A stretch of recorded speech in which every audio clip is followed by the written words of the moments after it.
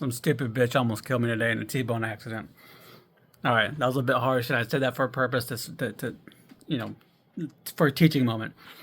I'm not kidding about the part that she almost did create a T-bone incident, but the emotional reaction is that I call her a stupid bitch. That's you responding emotionally to a situation. I don't think people understand that you're actually using your own emotions and throwing it and projecting it to somebody else. And the reason I bring this up is because it's not realizing that and not understanding it and not confronting your own emotion internally is what keeps you in that emotional state long term and causes long term problems internally for you.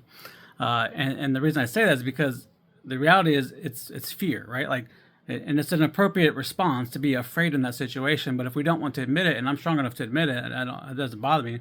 I was literally, and I'm not even joking about this, probably 1 second of hesitation away, 5 miles an hour. If I was speeding 5 miles an hour, if I wouldn't have let off the gas as soon as I saw our car even like start to hesitate.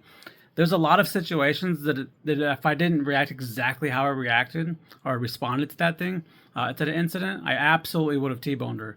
And I'm not even joking about that. And I had the clear right away. It was an interstate situation. She was crossing paths, and she just went when she shouldn't have and stopped right in front of me because she panicked. I could see her. I was looking at the white of her eyes, and she was panicking. And then she finally, hit the gas as I'm slamming my brakes on. So any kind of lack of response from me, an appropriate response, would have created a much worse situation, and I would not be talking to you right now.